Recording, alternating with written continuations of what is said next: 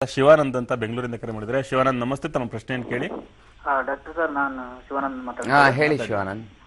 Sir, ನಮ್ಮ ಮದುವೆಯಾಗಿ 2 years ಆಯ್ತು. ಹಾ. ಇನ್ನೂ ಕೂಡ ನಮ್ಮ ಮಕ್ಕಳಾಗಿಲ್ಲ ಸರ್. ನೀವು ಪರೀಕ್ಷೆಗಳು ಮಾಡಿಸಿದ್ದೀರಾ? ಮಾಡ್ಸಿದ್ವಿ, ಮಣಿಪಾಲ್ ಅಂಕೂರಲ್ಲಿ ಮಾಡ್ಸಿದ್ದೆ ಸರ್ ನಾನು. ಏನ್ ನಿಮ್ ರಿಪೋರ್ಟ್ಸ್ ಏನಂತ ಬಂದಿದೆ? ನಿಮ್ ರಿಪೋರ್ಟ್ಸ್ ಅಲ್ಲಿ ಮಾರ್ಟಿಲಿಟಿ ರೇಟ್ ಕಮ್ಮಿ ಇದೆ. ಎಷ್ಟು ಪರ್ಸೆಂಟೇಜ್ ಇದೆ? 3% ಏನೋ ಇದೆ ಅಷ್ಟೇ. ಕೌಂಟ್ ಎಷ್ಟು? ಆಮೇಲೆ ಸ್ಪರ್ಮ್ ಕೌಂಟ್ ತುಂಬಾ ಕಮ್ಮಿ ಇದೆ ಸರ್. ಎಷ್ಟಿದೆ? ಅದು 8 ಇಂದ 9 ಇದೆ. ನಿಮ್ದು ಋಷಿಗಳು ಸ್ಕ್ಯಾನಿಂಗ್ ಮಾಡಿದ್ರ? ಬೀಜಗಳು ಸ್ಕ್ಯಾನಿಂಗ್ ಮಾಡಿದ್ರ? ಮಾಡಿದೆ ಸರ್. ಸ್ಕ್ಯಾನಿಂಗ್ ಎಲ್ಲ ನಾರ್ಮಲ್ ಆಗಿದೆ ಅಂತ ಹೇಳಿದ್ದಾರೆ. ನಾರ್ಮಲ್ ಆಗಿದೆ, ಎಲ್ಲ ಈಕ್ವಲ್ ಸೈಜ್ ಇದೆ ಅಂತ ಹೇಳಿದ್ದಾರೆ. ಸೈಜ್ ಇದೆ. ಏನು ಸಂಭೋಗ ಮಾಡ್ಲಿಕ್ಕೆ ಏನಾದ್ರು ತೊಂದರೆ ಇದೆಯಾ ಸರ್? ನಿಮ್ಗೆ ಸಂಭೋಗ ಮಾಡ್ಲಿಕ್ಕೆ ಏನಾದ್ರು ತೊಂದರೆ ಆಗುತ್ತಾ? ಸಂಭೋಗ ಮಾಡೋಕೆ ಏನು ತೊಂದರೆ ಆಗಲ್ಲ ಸರ್. ಹಾರ್ಮೋನ್ಸ್ ಪರೀಕ್ಷೆ ಮಾಡಿದ್ರೆ ನಿಮ್ದು? ಸರ್, ಹಾರ್ಮೋನ್ ಪರೀಕ್ಷೆ ಹಾರ್ಮೋನ್ ಇಂಬ್ಯಾಲೆನ್ಸ್ ಇದೆ ಅಂತ ಹೇಳಿದ್ರೆ ಸರ್. ಏನಾಗಿದೆ ಅಂದ್ರೆ ಹಾರ್ಮೋನ್ಸ್? ಅದೇ ಹಾರ್ಮೋನ್ ಇಂಬ್ಯಾಲೆನ್ಸ್ ಇದು ಒಂಥರ ಕಡಿಮೆ ಇದೆ ಅಂತ, ಕಮ್ಮಿ ಇದೆ ಅಂತ ಸರ್. ಸೆಕ್ಸ್ ಅದೇ ನೋಡಿ ನಿಮ್ಗೆ. ಅದಕ್ಕೆ HCG ಅಂತ ಒಂದು ಇಂಜೆಕ್ಷನ್ ಬರ್ತದೆ. ಅದು 10,000 ಯೂನಿಟ್ಸ್ HCG ಇಂಜೆಕ್ಷನ್ ವಾರ ಒಂದು 3 ತಿಂಗಳು ತಗೊಂಡ್ರೆ ನಿಮ್ಗೆ ಹಾರ್ಮೋನ್ಸ್ ಬ್ಯಾಲೆನ್ಸ್ ಆಗ್ತದೆ. ಆಗ ನಿಮ್ಗೆ ವೀರ್ಯ ಜಾಸ್ತಿ ಆಗೋ ಸಾಧ್ಯತೆ ಇದೆ. ಬೀಜಗಳು ಸೈಜ್ ಕರೆಕ್ಟ್ ಆಗಿದೆ ಅಲ್ವಾ?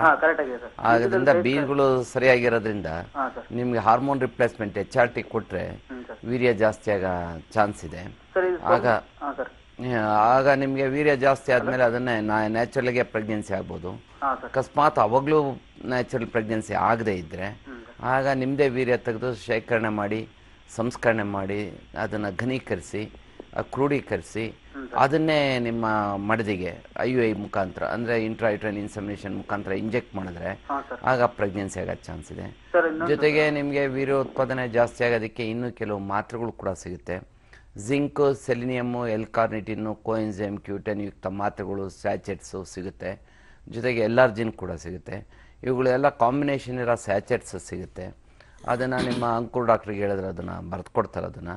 ಅದನ್ನು ಪ್ರತಿದಿನ 1 ಸ್ಯಾಚೆಟ್ನ 3 ತಿಂಗಳು ತೊಗೊಳೋದ್ರ ಮುಖಾಂತರ ಕೂಡ ವೀರ್ಯೋತ್ಪಾದನೆ ಜಾಸ್ತಿ ಮಾಡ್ಬೋದು.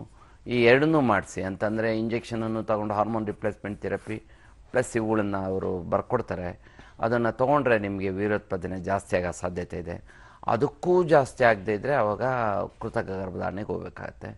ಕೃತಕ ಗರ್ಭಧಾರಣೆನೂ ಫೇಲ್ಯೂರ್ ಆದರೆ ಟೆಸ್ಟ್ ಬೇಬಿ ಮಾಡಿಸ್ಬೇಕಾಗತ್ತೆ. ಓಕೆ ಶಿವಾನಂದ್ ಅವರೇ, ಕರೆ ಮಾಡಿದ್ರೆ ಧನ್ಯವಾದ.